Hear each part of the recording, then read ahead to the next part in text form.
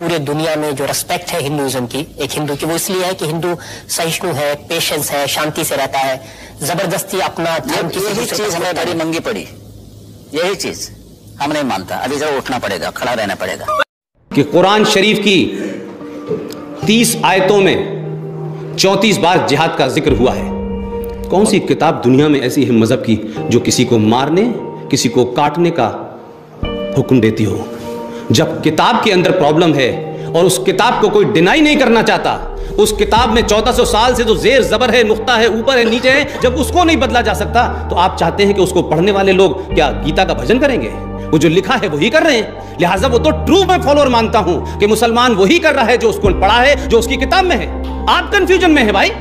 पहला कलमा तैयब तैयबान पाक ला इलाहा इल्लल्लाह मोहम्मद रसूलुल्लाह। मोहम्मद और अल्लाह के सिवा कोई दूसरा इबादत के लायक नहीं है। ये पहला कलमा जो कुरान शरीफ खोलते ही पढ़ते हैं उसका तर्जुमा है। आपका एग्जिस्टेंस कहां है? उसने साफ कर दिया कि मेरे रसूल मोहम्मद और अल्लाह की अलावा किसी की इबादत जायज ही नहीं है। तो वो गणेश जी की मूर्ति वालों को पूजेगा क्या? हिंदू धर्म के लोग आरती कर रहे हैं, फिर एंट्री होती है जिहादियों की और नारे लगते हैं अल्लाहू अकबर के।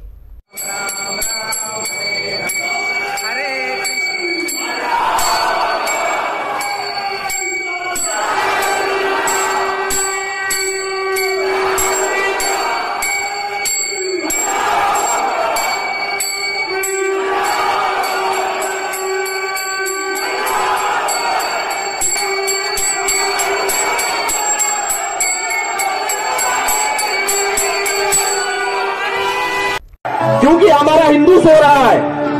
हमें सिर्फ और सिर्फ जातिवाद और एक दूसरे की टांग खींचने का अलावा कुछ भी काम नहीं है।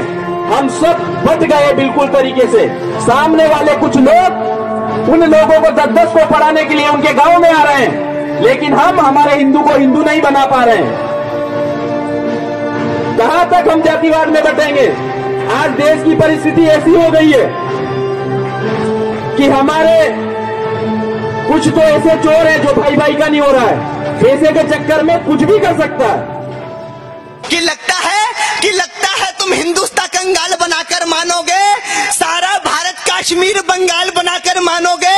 न तंत्र काम में आता है, न मंत्र काम में आता है। अब बताता हूं मित्रों क्या चीज काम में आती है। हम इस अहंकार में रह गए, हमने वेद लिख दिए, हम इस अहंकार में रह गए। सत्य सनातन धर्म बहुत प्राचीन है, उसको कोई नहीं मिटा सकता। हम इस अहंकार में रह गए कि इस हिंदुस्तान को कोई बर्बाद नहीं कर सकता।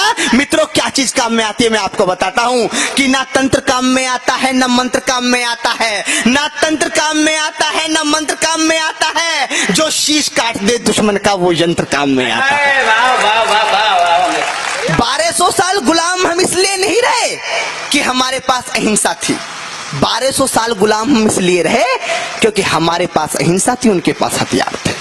क्या बात। ना तंत्र काम में आता है, ना मंत्र काम में आता है। जो शीश काटते दुश्मन का वो यंत्र काम में आता है। 7 लाख कश्मीरी पंडित कश्मीर से भगा दिए। 10-20 हजार लोग नहीं सर, 7 लाख लोग। 7 लाख कश्मीरी पंडित कश्मीर से भगा दिए। अरे तिलक लगाने वालों के भी होश ठिकाने लगा दिए। माँ को काटा, बहन को लूटा, वो चुपचाप खड़े रहे। कोठी बंगले वाले भी राहत शिविरों में पड़े रहे। अरे पंडितों सागर से बहती पतवार उठा लेते।